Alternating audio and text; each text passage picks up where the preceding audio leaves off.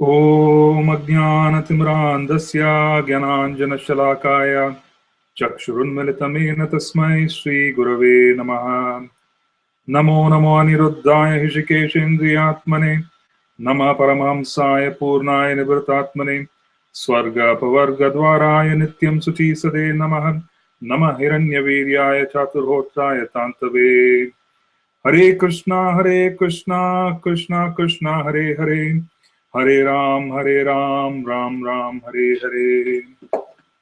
Hare Krishna. Thank you very much for joining us. This is a continuation of the discussion on Madhurya Kadambini, which is an essay written by, authored by Srila Vishwanath Chakravarti Thakur, one of the most eminent or prominent acharyas in our line. And we discussed up to the second shower of nectar. Kadambini is the clouds of nectar. Kadambini is a concentrated cloud of nectar, and as a consequence, every chapter that we discuss here is either the first shower, second shower, and we are now on the third shower. However, we just want to quickly recap what was discussed in the previous session. You know, we could unfortunately not discuss things on Thursday. We could not give a class on Thursday. We were preoccupied with fixing our website. But we want to quickly summarize the session that we had the previous Monday, and then we can get around to discussing whatever we wanted to share this week. The previous week, the most prominent aspect of the previous week's discussion was for us to talk about the different types of unsteadiness, because the solution, or rather a very significant milestone in the process of bhakti, is to become fixed in devotional service. Nishtita bhakti. And we call it nishta. Being fixed is nishta, guru nishta, specifically wanting to follow in the footsteps of Sri Guru and being able to remain very steadily at the lotus feet of Guru. In what manner? In the manner of being able to understand who we are, understanding the nature of Krishna, and being able to serve Krishna in a very specific relationship, and being able to attain the goal of prema. So the goal becomes very prominent, it becomes very focused. There's a laser-like focus that appears when nishta arises. And the laser-like focus appears purely due to the fact that the devotee has developed very deep knowledge about his or her relationship with Krishna in the eternal realm of Goloka. He or she has fully learned of the relationship they have with Krishna in the eternal realm of Goloka, and they begin experiencing such a relationship and begin acting in such a relationship. As a consequence, there's a sudden change or a shift which occurs where there's a laser-like focus, having understood that they have to act and please, the senses of Krishna in a certain way. Krishna is such and such, I am such and such in relationship to Krishna. This is how I relate to Krishna. I'm Krishna's friend. I'm Krishna, I assist Srimati Radharani. I actually have a deep affection for Krishna as a parent, or I want to serve Krishna as a servant. These mellows become very clear. The inclination to serve becomes quite clear, and as a consequence, there's a laser-like focus for the devotee for them to be able to move forward. And devotional service at that stage becomes extraordinarily focused. And since it's focused devotional service, it's also steady, and we call it nishta. And the opposite of nishta is anishtita bhakti. There is nishtita bhakti, there is anishtita bhakti. And then the previous session, we examined, toward the end, we examined why we go through, or rather the different types of anishtita bhakti. What is it which is called anishtita bhakti? What is it which contributes to it? The different stages. So I just want to do a quick recap, and then we'll proceed on to the new chapter, which is quite prominent in our discussion. We're going to be probably talking about it for some time. So the first type of unsteady devotion or anishtita bhakti is called utsahamayi. Right? We spoke about it the previous week. This is sudden enthusiasm which comes when one comes in touch with the process of sadhana bhakti. They become very excited. they take on some pride and they want to be able to get fully involved, and there's a lot of excitement. So there's utsahmai, but then, it is almost out of a sense of pride of being involved in something, and it almost feels as if the person feels that they're almost there, they've reached the goal. And all of this is purely because they have not fully understood the goal, but then there's a lot of enthusiasm. This is utsahamai. It is unsteady. Why is it unsteady? It is unsteady because it's not going to last long. Okay. The second is lethargy or ganatharala. And this lethargy is where one comes in with enthusiasm, the enthusiasm dies down, and then they find it quite difficult for them to maintain steady practice of devotional service. It is like I was able to chant for the first month after after someone got into the devotional service and they got initiated even, they're able to chant nicely, and then it starts waning. Okay, there's initial enthusiasm and then it starts waning. Okay, and then there's a sudden burst, it starts waning. There's lethargy. There's inertia, there's lethargy, they're not able to move forward. And this is also the second symptom, or rather, a progression in the scale of anishtita bhakti. And then you have a lot of doubts. And this is called vyuda vikalpa. And the reason why we have doubts is doubts are more in terms of I'm not able to do what I was able to do initially. When I first joined Krishna consciousness, or when I was given the beads by my guru, I was able to chant, and now I'm not able to chant. Perhaps, there's a need for me to change. Maybe, the person is in a certain kind of, service, or certain kind of ashram, or certain situation, certain even geographical location. And then the person starts contemplating, saying, maybe there's vikalpa. There's maybe, the process is not for me. Maybe the process is something which I have not fully understood. Maybe the process requires that I move from here. Maybe the process requires that, if they're married, giving up marriage, or if they're not married, wanting to get married, thinking that the ashram is interfering with their ability to chant. Okay, all of these are symptoms of anishtita bhakti, and this is called vyuda vikalpa. This is unsteadiness, which is also manifest. And then the fourth stage is where it's called vishaya sangara. Doubts have gone from the mind. The person has practically removed doubts in the fourth stage. The initial stage was vikalpa, now doubts have gone. But even after the doubts have gone, the person does not have mental strength. Hridaya Durbalya, we spoke about it during Harinam Chintamani discussions. The person does not have a lot of mental strength. They are not able to persevere, even though now they are clear that bhakti is for them. They are clear that the process is bona fide. They are clear that the Acharya's statements are indeed true. Okay, but then it's almost as if they don't have the will for them to be able to move forward, even though the intellect has accepted it. Okay, to some extent. Okay, in other words, the doubts have gone.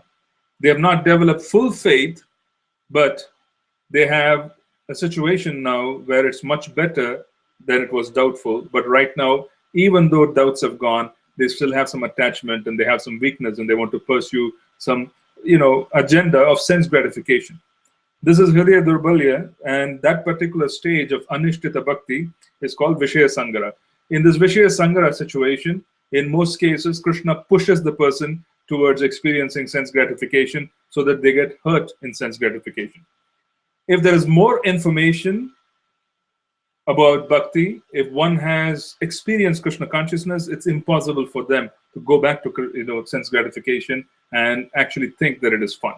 It's just a matter of time when they would realize that sense gratification is actually quite dreadful. It's hellish. In reality, the more information one has been given, after holding all that knowledge and experiencing a lot, one goes back to go after something which is at a much lower level. It's a very hellish experience. And people realize that. After getting that hellish experience, they come to their senses. So Krishna sometimes pushes devotees towards their object of sense gratification. They may hold some desire, and the Krishna just pushes them, saying, okay, you hold that desire, might as well go and experience what it is, get burnt by that experience, because you got to understand that it's not a good experience. And then you come back, and then this particular situation of wanting to strengthen your resolve happens. So doubts are gone, but then the heart is weak, and there's still some attachment to sense gratification, and that is vishaya sangara. Vishaya is sense gratification, or rather objects of the senses. And And then the fifth one is unrealistic vows.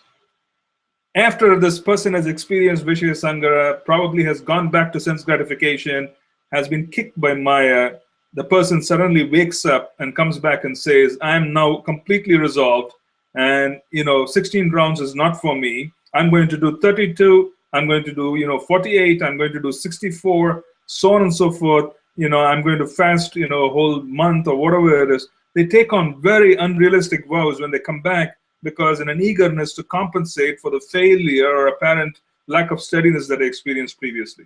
It's almost like a psychological response of wanting to move forward and at the same time resolve all these doubts and move forward. And what happens? It is again anishtita, because no one can maintain an unrealistic vow. You see, unless there is taste. Before nishta, there is no ruchi. There is some ruchi, but it is not ruchi which comes with sambandha. You see, it's almost like saying that let me force myself to think that someone is my child and let me serve. Or let me force myself to think that this person is my friend and let me serve. It might work for some time, but it is never going to be like the real thing where we fully accept and understand and are able to act in that friendship, because we have a lot of information about what kind of a friend. We have a lot of information about, the child, so on and so forth. So there is unsteadiness, even though there are unrealistic vows, because the sambandha is weak. They have still not fully understood their sambandha. It's anishtita. There's no nishta. As a consequence, there is no ruchi. There's no taste. Or rather, there is weak taste. There's some taste, but it's not full. As a consequence, without taste, how much could you do? It's like an imposition. You see? When someone wants to impose something on themselves, how much could they deliver as opposed to wanting to do it out of love?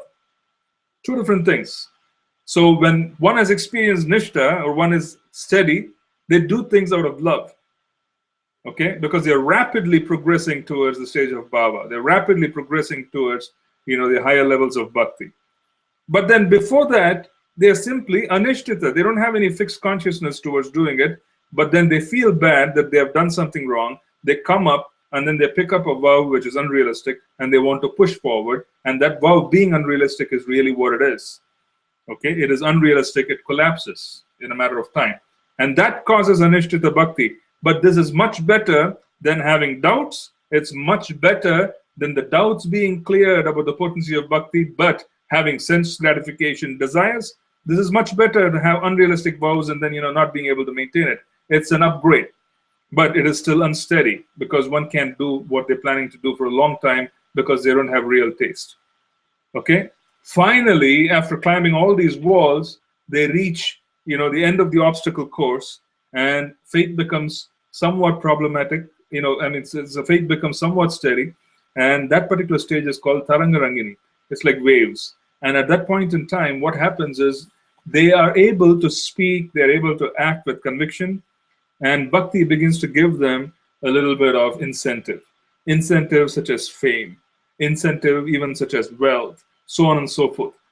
Things start happening.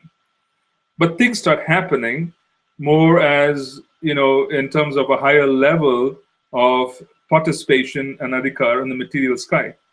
And as a consequence, it's a great distraction. It's a very tough obstacle course that has now reached the point of the highest level of obstacle before becoming steady. And that is Tarangarangini, where someone starts aspiring, or rather secretly performing bhakti for the purpose of wanting name, fame, adoration, and so on and so forth. It's a very subtle desire, and it doesn't go away. It doesn't go away that easily unless one has completely given up their material identity. And in what sense? In the sense that they have completely known who they are in relationship to Krishna, then they can kick whatever obstacles they have away, because they have almost no connection to this world. They exist, but they don't have a connection. They just simply exist for the purpose of duty. They don't have a connection. In that stage, one can clearly say that, the person is not too enamored by name, fame, recognition.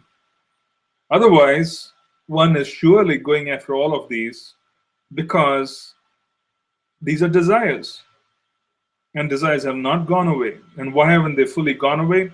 They have not gone away because we haven't received complete information about our identity in the spiritual sky. As a consequence, we are holding on to the so-called material identity. And the material identity requires feeding. It requires the feeding of wanting fame, wanting recognition, wanting this, wanting that, because that is called ego, the false ego. The false ego requires feeding. Okay? The real ego does not require feeding in a material sense. It requires feeding more in the spiritual sense of wanting to come in touch with the object of love, which is Krishna.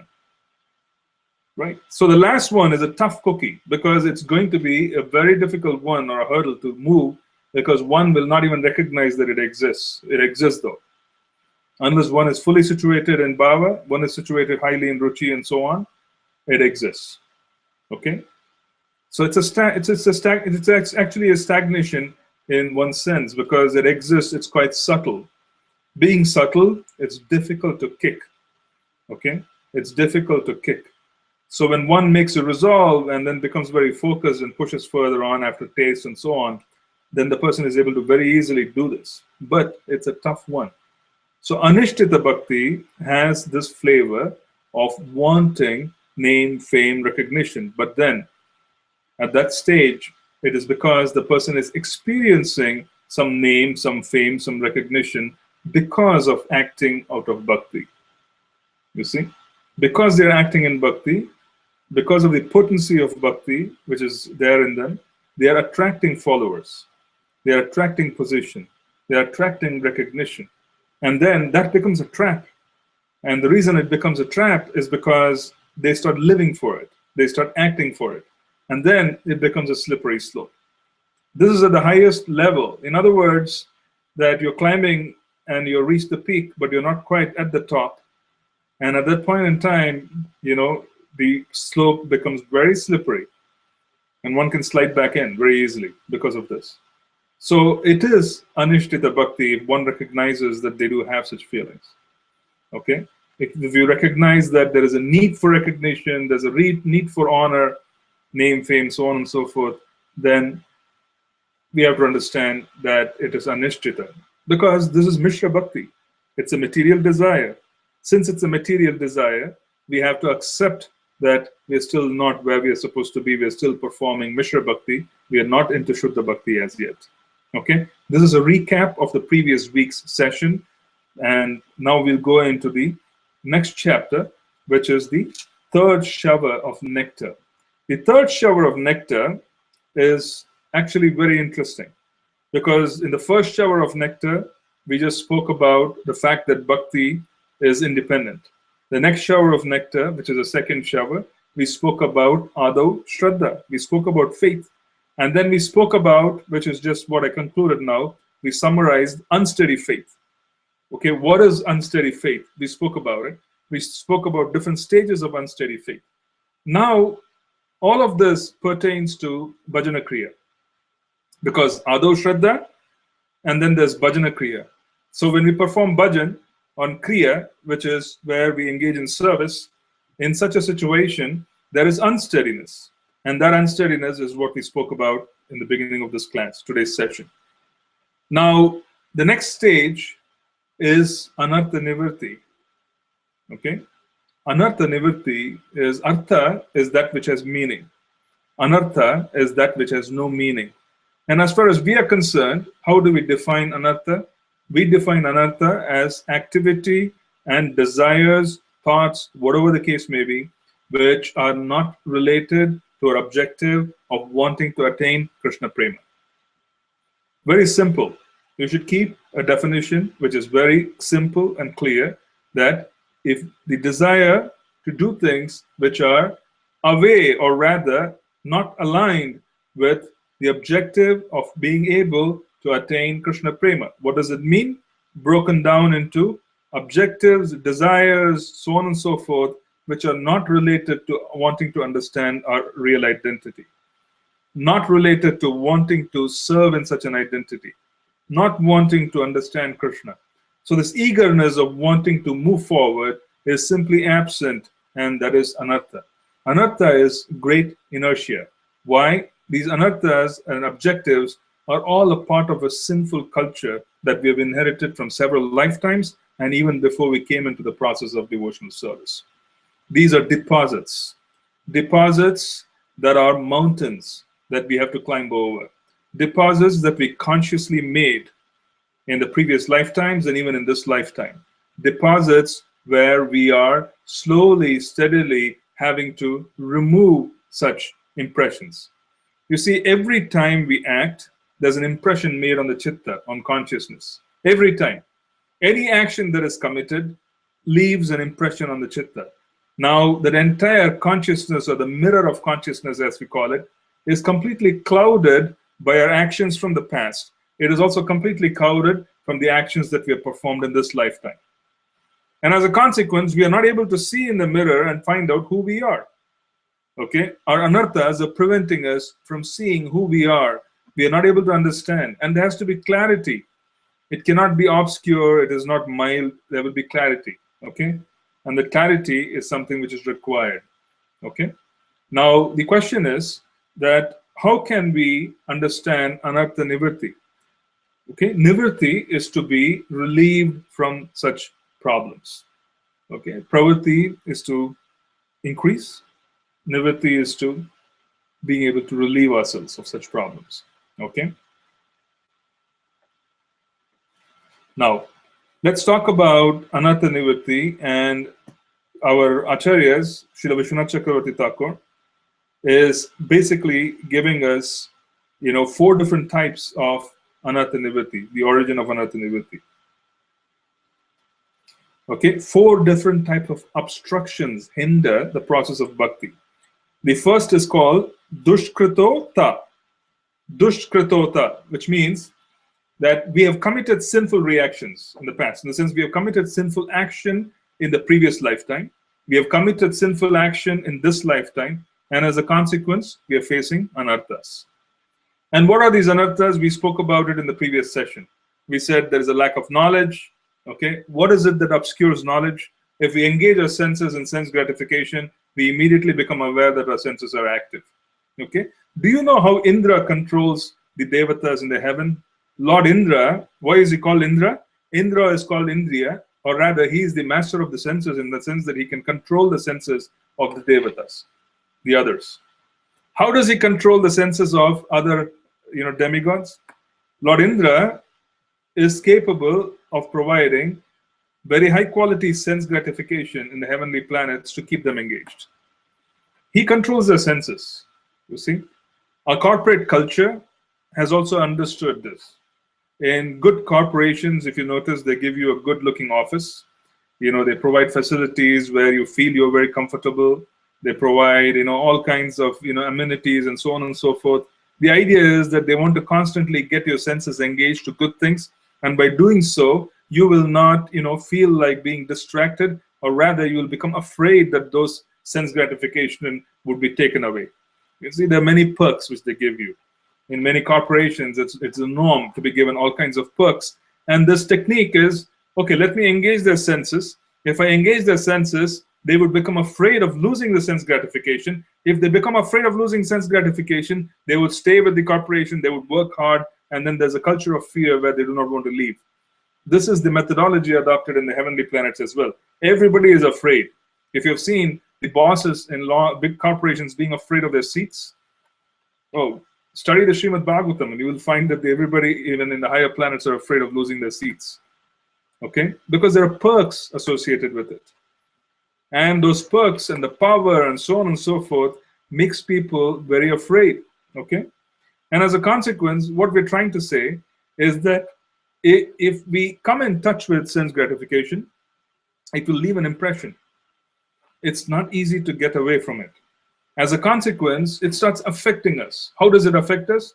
Because we engage in sense gratification, we remember. And as a consequence, since we remember, even if we don't consciously remember, it could be a part of our subconscious. Okay? It is said that the aprarabdha puts on a very, very heavy influence on the individual. Someone is born in an affluent family. Okay, you read about it all the time. They're born in an affluent family. They become, famous actors, actresses, and then you find that they have a propensity of wanting to steal in the supermarket. Okay, they like to take things from the supermarket, they get caught, or rather they go to Macy's, wherever it is, Bloomingdale's, all the places where they can go. and then they steal. Okay, where is this propensity to steal coming from? It is not because they don't have money. It is more so because they have a tendency. It is more a tendency that is being impressed upon from the previous birth. Some people have a propensity for illicit sex. They have a propensity for illicit sexual connections. And you wonder as to how is it that that person is able to make all these connections and they're able to kind of engage in this activity while, it's not normal. And then you realize that that person has a propensity. That propensity is inherited from a previous birth. The issue is that if they act upon the propensity, then that propensity becomes action, and that leaves a deeper impression, and that impression actually becomes an obstacle in the performance of bhakti when we take it up. Okay? So now you have lack of knowledge. We spoke about it. Then we had the false ego. All of these are due to sinful reactions, Mishra Bhakti. Okay? Sinful reactions which propel us towards that. We had lack of knowledge. We had false ego, right? We spoke about different problems, enviousness, attachment, so on and so forth. Material propensities of wanting to engage in sense gratification. All of these are a part of who we are from the past, and which is still being projected into a persona from the past. And as a consequence, even though we don't recognize it, it is anartha. The unwanted desires that we carry are a part of things that we did in the past that are influencing us today, even though we have been given specific knowledge. Okay, it's a pretty dangerous thing. Whatever we thought was fixed is not fixed yet, right? Even though we hear so much, there's still some propensities, there's still some inclinations. Sometimes these inclinations manifest themselves in spiritual culture.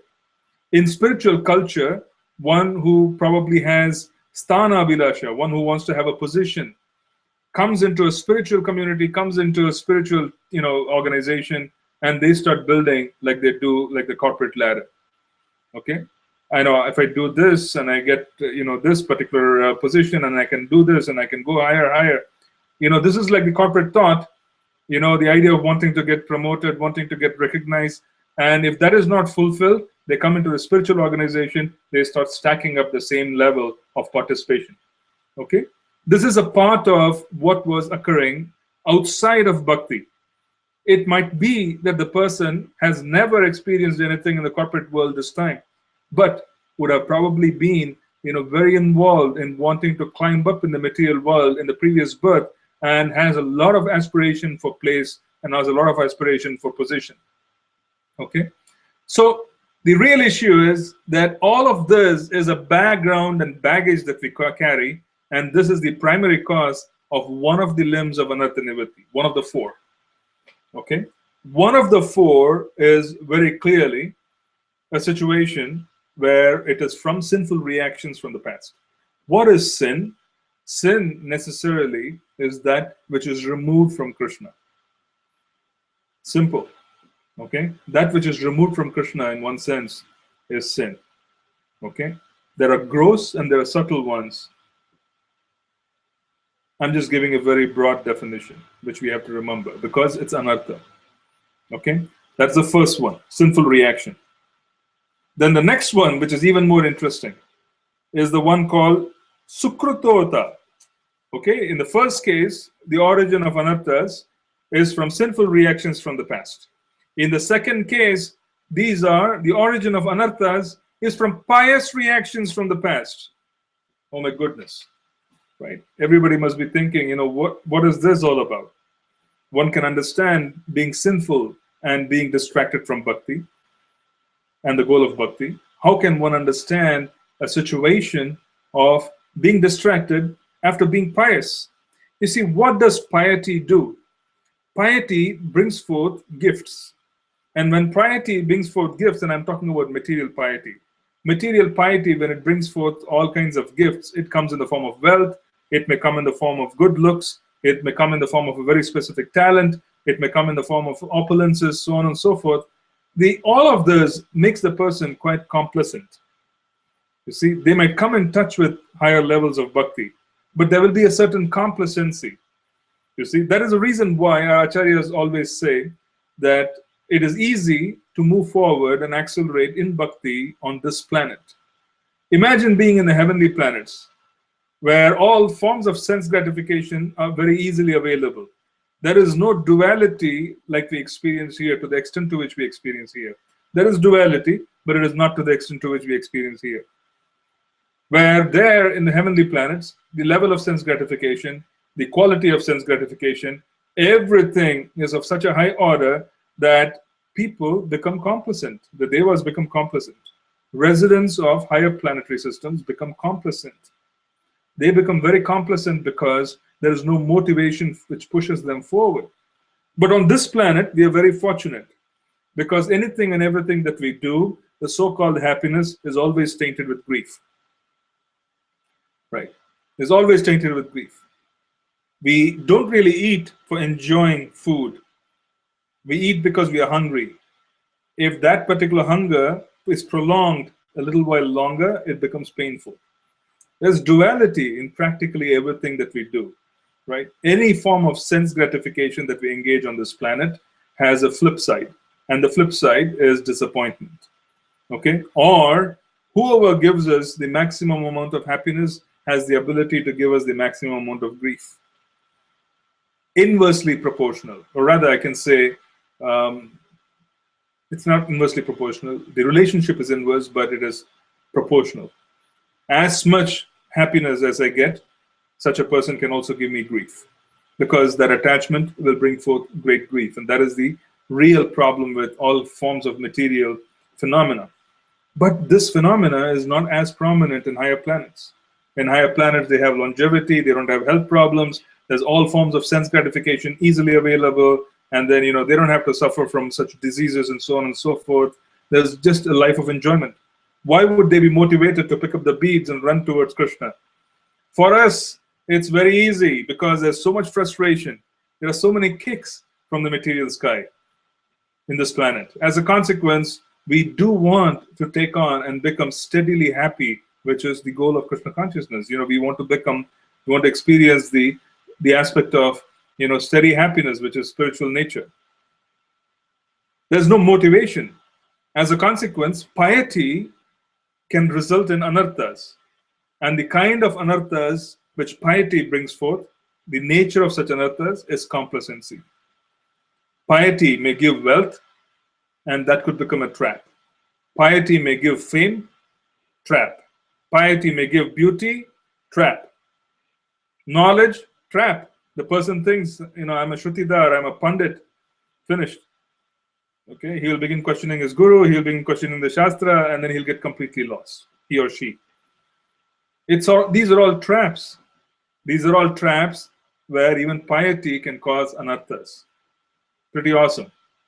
Okay, where we are looking at it saying that Krishna consciousness is so awesome that anything and everything that we did in the past, which is unrelated to bhakti, is practically useless. It's useful to some extent, but it is practically useless in the real sense. Right? So we spoke about it in Harinam Chintamani, that our Sukriti has to be bhakti unmukha.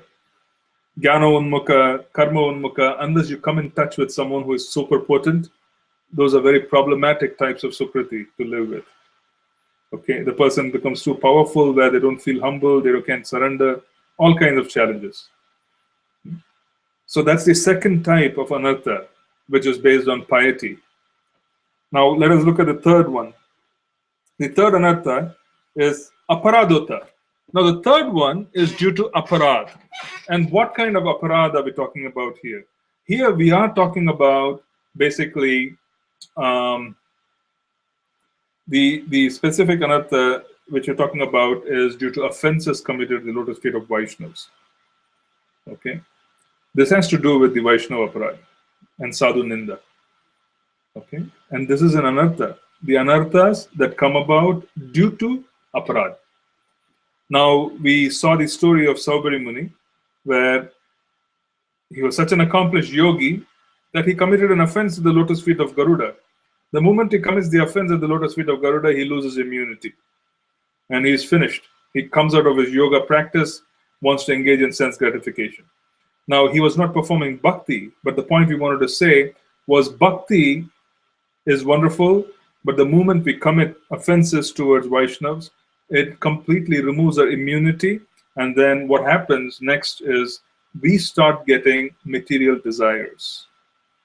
When we start saying material desires, when we're talking about anartha nivritti, if anartha nivritti, rather, sorry, anarthas caused due to offenses.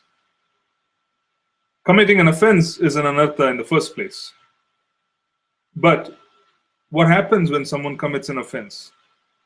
The process of anartha increases. They develop all kinds of desires which they even never thought that they had. That is the reason why you see gradually that there is an offense and then there's a fall down. Why is there a fall down? Do you think people who engage in sense gratification and fall down, they did not have any desires to fall down? They did. They did. They did have desires for engaging in sense gratification, and that is the reason why they made arrangements and they fell into the trap. And why did those desires for sense gratification come? They came because of one of these reasons, either due to past sinful reactions or due to committing offenses. When we commit offenses, then all kinds of wonderful desires start manifesting in our heart, which take us away from Krishna. Krishna helps us forget him. Okay? That is a danger.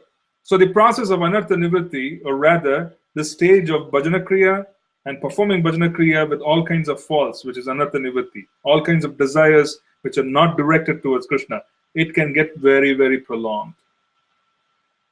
It can get very, very prolonged. It can get prolonged by offenses. Okay? When we come in touch with the spiritual master, the potent spiritual master has the ability to make a shift in our lives. When the initiation ceremony occurs, or the first and the second initiation and so on, the spiritual master is able to make a shift. What kind of a shift? All kinds of karmic reactions that are problematic for the progress of bhakti, problematic for the purpose of being able to chant the Shuddha Nam, are taken away. Only those are left which are required for the person to experience. But then, the moment we commit an offense, the switch is turned off. And whatever was taken away is now fully exposed. And we have to deal with our karmic reactions from the past. And one suddenly wonders, where are those desires coming from?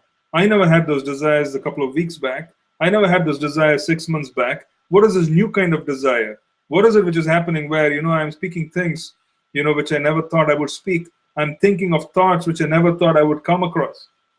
So how is this sudden shift occurring? This sudden shift is not a bolt out of the blue. It is because we have painted ourselves into a corner by speaking, or rather offending the Vaishnava, and as a consequence, we are back to where we started before the initiation ceremony, where the reactions are back in our lap. And we have to deal with them. That is why fall downs occur. Fall downs occur due to several reasons. One of the most prominent reasons is offenses. Why? Because the moment offenses occur, the immunity is shut down. And the material energy begins acting. The immunity is taken away. We have to realize that our process is kripa. That kripa can be taken away. What is given can be taken away. What was done during initiation can be undone. Okay? Otherwise, why would someone who is constantly, steadily coming in touch with Sangha, or rather, is chanting, worshipping, so on and so forth, all of a sudden the person develops all kinds of wrong desires. They lose interest. Why would it happen? It happens purely because of offenses. So you can be inefficient in Krishna consciousness. It's perfectly all right. It's perfectly all right to be inefficient and simple, rather than to be efficient and arrogant. Okay? It's perfectly all right. We are not an efficiency group. We are not here to build managerial efficiency and so on and so forth, where everybody has to function like perfect cogs in a wheel. Oh, he has to be pakka, he has to have this ability, she has to have this ability. Those are not objectives of Krishna consciousness. You can be perfectly inept. Though it's not desirable, we want to serve Krishna to the best of our ability. One can be inept and simple and go back to Godhead. Why? Because they are inept, they are simple, and they stay humble. Srila Prabhupada used to demonstrate this. He used to demonstrate, his preference, or rather, he used to demonstrate this quality. How so? Because when many devotees used to gather around, and Prabhupada used to visit his various centers around the world, and there used to be big accomplishments by devotees, massive temples, massive projects, programs. And in that room, all these big managers would be sitting, and Srila Prabhupada would suddenly ignore all of them to pay attention to a very simple personality, who is offering some insignificant service in the grand scheme of things, according to our eyes. He would only pay attention to such a person. He would ignore all the big managers and their blueprints and all their whatever it is, and he would just pay attention to that particular simple devotee. Just so much so to encourage, and not only that, also to set aside, or rather set an example, saying that in Krishna consciousness, whatever we accomplish, it's due to the mercy of Krishna. Nothing is dependent on us. God save us if everything were to be dependent on us. Thank God Krishna is taking over. So when such a situation occurs, it's better to be simple. It is better to be simple than to project ourselves as being super efficient to the point where we start stepping on some dangerous grounds. Okay? Let's understand that the third part of aparad causes anarthas. Aparad can open up the past baggage of aprarabdha, which is waiting to be released, and things can start flowing again, just as it would have in the, when we were not devotees. Okay? And that is how dangerous it is after coming into Krishna consciousness, to be in touch with such high potency and to receive such mercy, and where we receive and experience such shifts in consciousness, and then we again get bumped into a corner. Okay? This is exactly how dangerous it is, because we have lots of assumptions in our head. We have assumptions of efficiency, we have assumptions of what a person should be, and so on and so forth. And it is all a matter of being efficient in the material world. And we impose and bring these feelings in judging people. And the moment we bring these feelings in judging others, automatically we put ourselves into a deep troubled waters, because now you are going to be targeted. We will come into the crossfires of of what Krishna wants to judge. He says, okay, you are judging people, let me judge you. Let me give you a few opportunities to function. Let's see how you do it. Okay? So please understand that what is being looked for is got nothing to do with what you have understood as efficiency or we have understood as efficiency. Real efficiency in Krishna consciousness is trying to work on being more and more simple. Being simple and having this aspiration, and being fearful, not in an unhealthy way, but being fearful of losing the gift that has been given. Very important. Very, very important. Okay? You will find many devotees reach the goal at the end of the road who are very simple. And then those who are very sophisticated, or who thought that they were very sophisticated, very complicated, they struggle. Why is it so?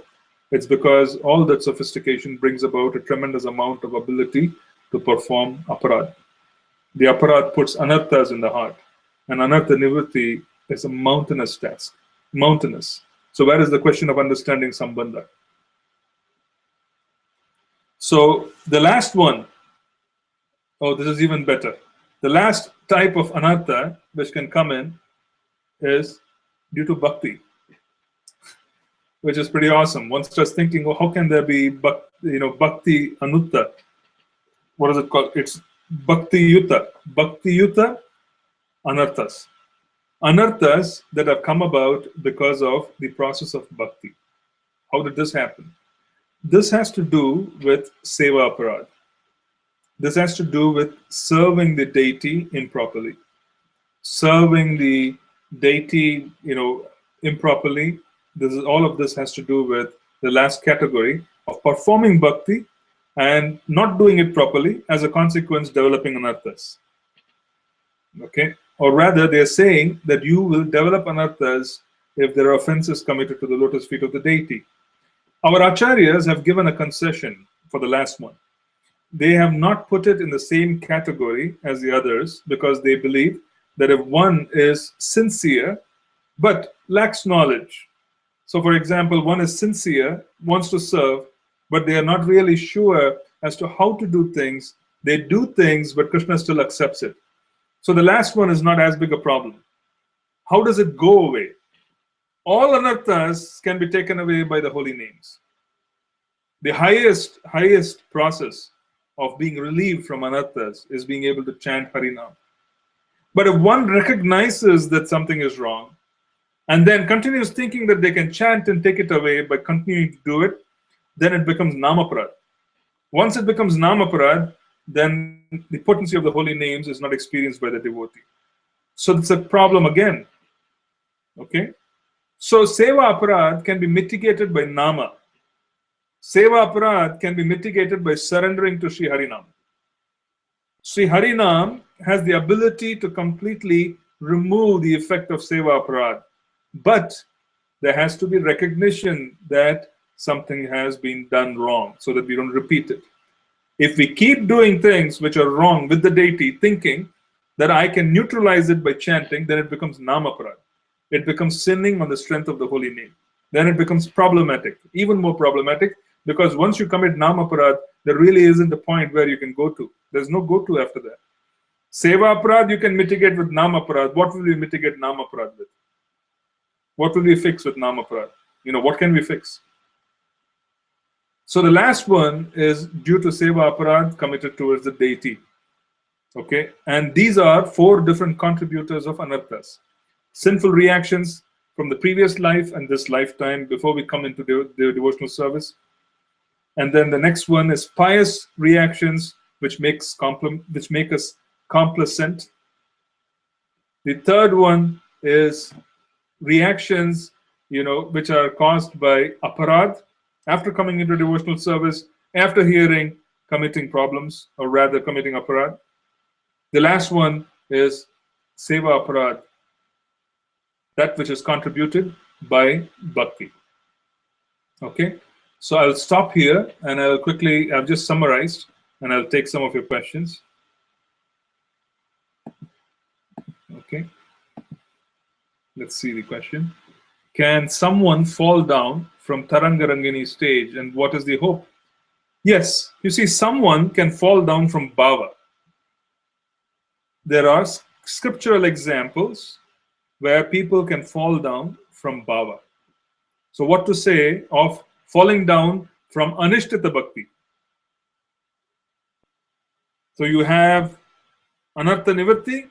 After the completion of all anarthas and all desires have been completely neutralized in the heart, and one becomes very fixed in devotional service, that's nishtha. Then you have ruchi.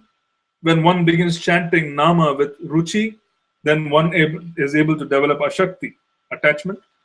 And that attachment and ruchi and extraordinary level of seva which comes with sambandha gyan brings one to the step of being able to develop qualified emotions for Krishna, understanding who they are. And in such a stage, one begins experiencing bhava. But even at that stage, one commits Vaishnava aparad, one can fall. So what to say of a higher level of anishtita bhakti, which is what Tarangarangini is. Nishtita bhakti, there cannot be any aspiration for name, fame, recognition. Anishtita bhakti provides scope for name, fame, recognition, because that's Mishra bhakti. Mishra bhakti is where we are setting an aspiration which is quite different from the one that we originally have, which is attaining Krishna consciousness, or rather becoming, a lover of Krishna in Braja, having those qualities, right? Developing love of Godhead. So Anishtita Bhakti is Mishra Bhakti because we are now desiring a separated energy of Krishna. We are desiring fame. We are desiring something else, which is separated energy of Krishna. It's one of the opulences of Bhagavan. So we are saying, Bhagavan, you are not important. One of your opulences is now occupied my mind. It has become more important. So such a stage is Mishra Bhakti. It is not Shuddha Bhakti. And as a consequence, it is Anishtita Bhakti. It is not Nishtha. So the answer is yes, most certainly. Even Nishtita Bhakti, people can fall. Even though it's difficult. One has to commit Vaishnava aparad, they'll get dragged down. Doesn't matter who they are, they get dragged down. The material energy in general, one has to remember, is dangerous. It is not conducive. It's an alien environment for practicing bhakti. Please understand that. Material energy is an alien environment for us to be able to practice Krishna consciousness. It is a hostile environment. It is an environment which is full of pitfalls, which one has to be careful about. So one cannot make an assumption that at any given stage they're safe. No, they're not. None of us are safe at any given stage. That is the reason why we have to take this up and say that today is the last day on this planet. What is it that you can do which can make a difference in my bhakti? That is what is required.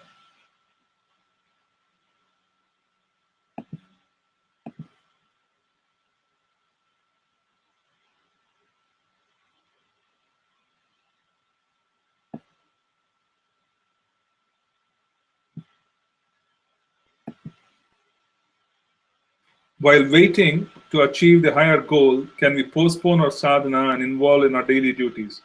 Does it come under doubting session? While waiting to achieve the higher goal, can we postpone our sadhana and involve in our daily duties? Does it come under doubting section? The answer is any form of dereliction of sadhana comes in the doubting session. Someone says that I have deep faith in my spiritual master. If you have deep faith in your spiritual master, then the question arises as to, did you stop chanting even once during your lifetime? The answer is yes. Then why are we saying that we have deep faith in the spiritual master? Because we did not do according to what he wanted us to do. So one has to realize that one cannot have both. Sadhana, by nature,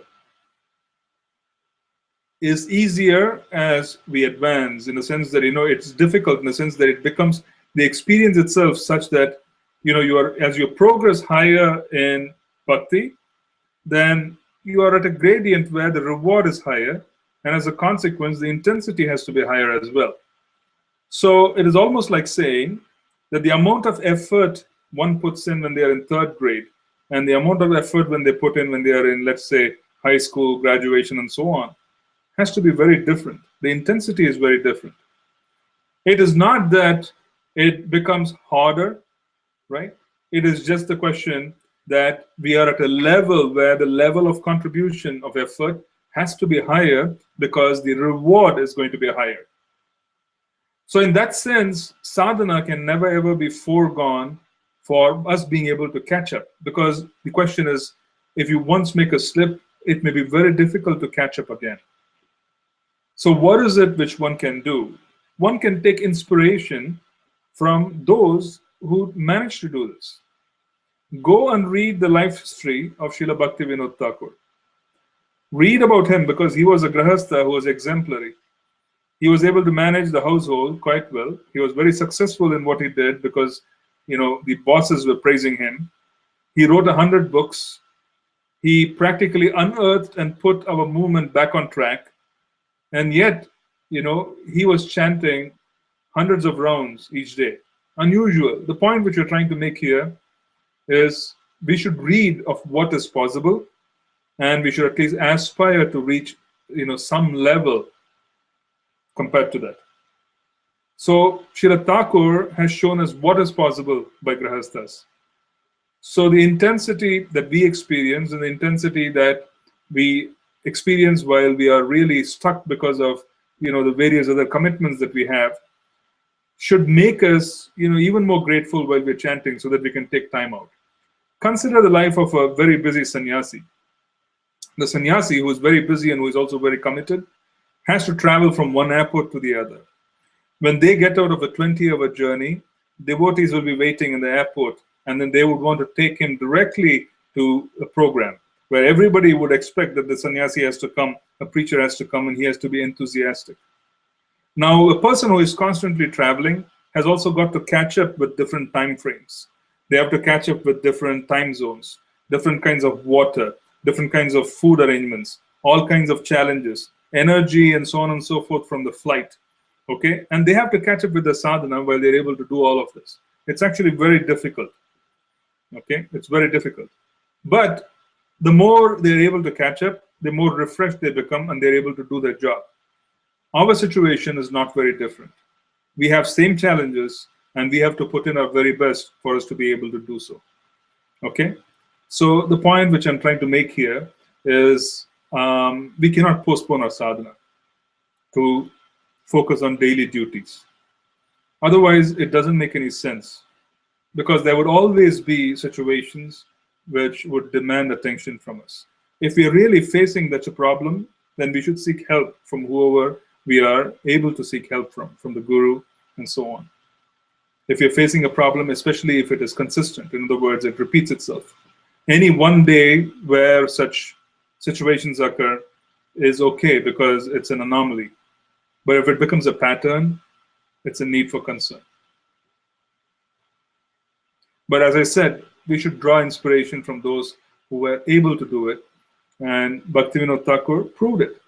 Now, what does it mean? We are not Bhaktivinoda Thakur, but the help that he received is available to us as well. So let's pray and beg for help and surrender. If things become overwhelming, surrender. It's a need for surrender. That's what this is.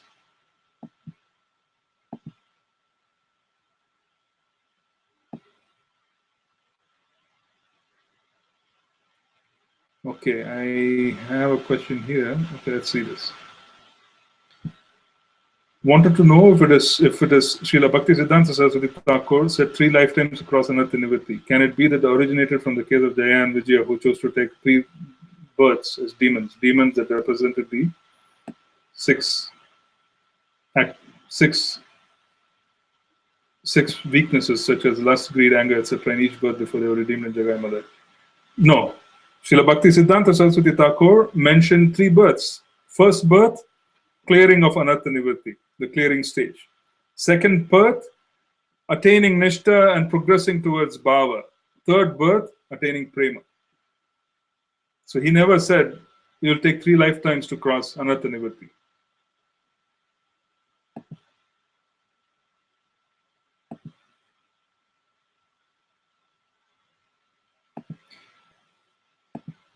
Srila Bhakti Siddhanta Saraswati Thakur was talking about an average devotee. Okay, an average devotee in his time.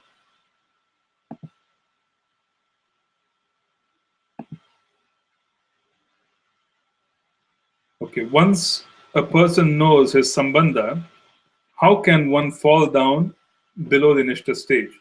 One may not be able to fall down below the Nishta stage, but one can forget Krishna.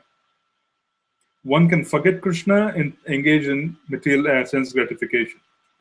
The suffering of such a person is extraordinarily high because they have experienced Krishna at a very high level. And then Krishna takes away memory. Okay? And as a consequence, the person's suffering is very, very high if such an event ever occurs. It has occurred. There are scriptural references for that. I'm not talking about Jaya and Vijaya.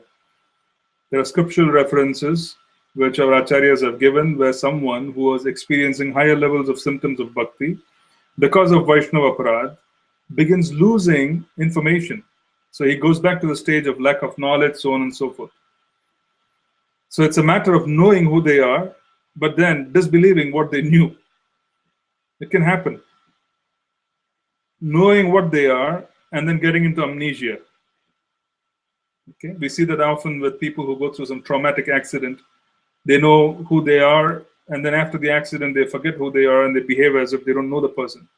In a similar situation, there can be a situation where they can go back to forgetting, or rather denying their original connection, and the suffering in such cases is extraordinarily high. Why? Because extraordinarily high level of experiences have already been given. So the person suffers. Higher the consciousness, higher would be the suffering. If they come in touch with material energy, directly, or wanting to experience material energy.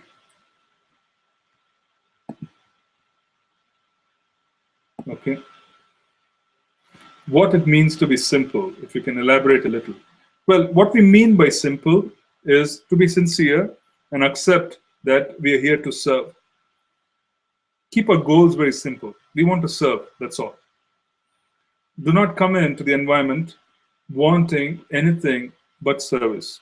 do not come into the Sangha wanting to do anything but serve. If you keep any other objective, it becomes problematic because every other objective becomes mishra, tainted with motivation. Anyabhilashita shunyam, it becomes sidelined because now you're motivated for other things. Okay? So, to elaborate, simple means to be sincere. Make a very sincere attempt to go and serve in the Sangha. Simple. It's a very simple goal, not a complicated goal. Very simple goal. So that's what it means. So now that person does not have big aspirations, this, that, and the other, which person has to sort out. The person has a very simple aspiration that I want to serve. It may manifest itself in some way, in a wonderful way. But the aspiration itself is always very simple. I want to serve. You see, a big misconception of how we should serve occurs in the earlier stages of bhakti. Oh, we should serve. We should do something big. We should have a big project, big this, big that. And then one attains prema. Krishna reveals that he has no plans to use the person in the manner in which they thought they were going to be used. And at that point, the person is fully satisfied because they have Krishna. And then Krishna uses them in quite an extraordinary way. So in that sense, a very simple aspiration for us should be that we should be able to chant the pure names. If you hold on to that specific goal very hard, and you make it the #1 priority to be able to chant the pure name, then our goals and our aspirations and the activity that will come forth from us would also be wonderful. If we start planning wonderful things, even before we attain the goal of Shuddha Bhakti and Shuddha Prema, rather pure chanting, then that planning will always have a part of our own anarthas, our own aspirations, so on and so forth. It's a fact of life. I'm not saying it shouldn't be done. All I'm saying is there will be issues as well. It is safer to be simple and wanting to desire the real goals of bhakti, which is service and chanting the pure name. Desire chanting the pure name. That is the Yuga Dharma. Just keep that desire in our hearts. Everything else, it's second tier. Because as that desire fructifies, what Krishna wants us to do will become very clear. And at that time, whatever he wants us to do will also be easily done. It won't be difficult. I hope that answers your question.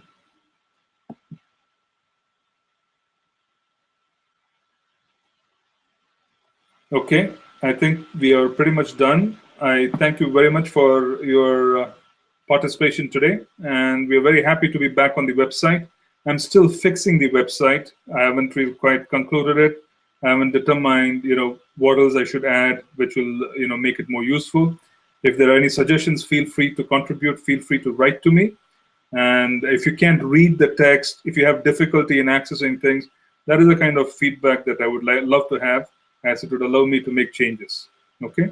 Hare Krishna, Shri Prabhupada ki jai. We'll meet again on Thursday.